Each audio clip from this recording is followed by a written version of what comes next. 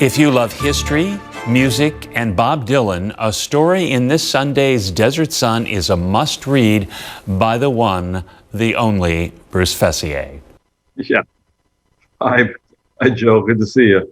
Well, it's good to see you. We have missed you so much because you bring such context and just have a way of getting the story across in your own style.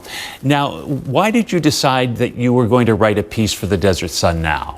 Well, mainly because Bob Dylan is turning 80 years old on Monday, and I'm a huge Bob Dylan fan. And I came into contact with a guy who had a very unusual experience with Bob Dylan over a period of 4 years. That was one of the most pivotal 4-year periods in Bob Dylan's life. It was career changing and it was life changing. And this guy had such unusual access to Dylan.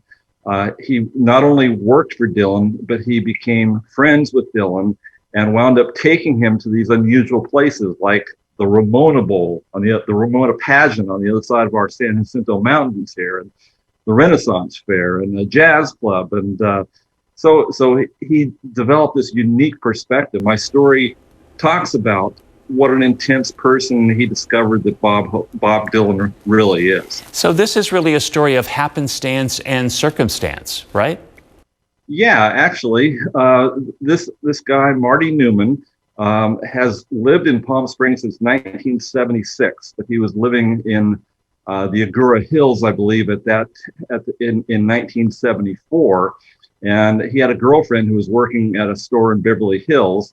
And this guy, Marty, he's kind of a craftsman. He has a family history in textiles, and he made this jacket for his girlfriend. And his girlfriend wore it to work one day, and this woman comes in and goes, "Where did you get that jacket?" And she says, "Well, my boyfriend Marty Newman made it for me." And she goes, "Do you think that he could make one for my husband?" And so she said, "Sure." And this woman gave her card to this woman, and she gave it to Marty, and Marty actually delivered it to this house in Malibu. And he gets there, and Bob Dylan opens the door, and he had no idea he was delivering this jacket to Bob Dylan. But he walks in there, and he sees this painting in the entryway, and it's an abstract. And Bob Dylan didn't sign it, but one of the things that Marty learned is that Bob is not very communicative verbally, but he gives these cues. And he kind of learned from talking to him that Bob Dylan had actually painted this work, this abstract. And Marty was so taken by the painting, Bob Dylan gave it to him. And he resisted, but he said that Bob insisted that he have this painting because he loved it so much. And that they connected, they bonded over their love of art, their love of costumes. Bob wound up wearing that jacket on the cover of his Basement Tapes LP, which came out in 1975. From that meeting and that meeting of the minds, they developed this relationship where he went on to work for 4 years on this house in Malibu. What was your fascination with Dylan, and did you ever meet him?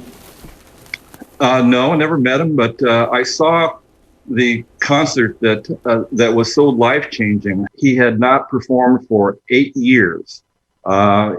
He was still releasing albums. They weren't some of his best albums, but they were good albums. He has these lines that people live their lives by, and certainly they're pieces of philosophy in his songs that I have found so meaningful to me. Whenever I'm having a problem at work or with some deal that I've been working on since I left the Desert Sun that doesn't go right, I think of his line, "There's no success like failure, but failure is no success at all."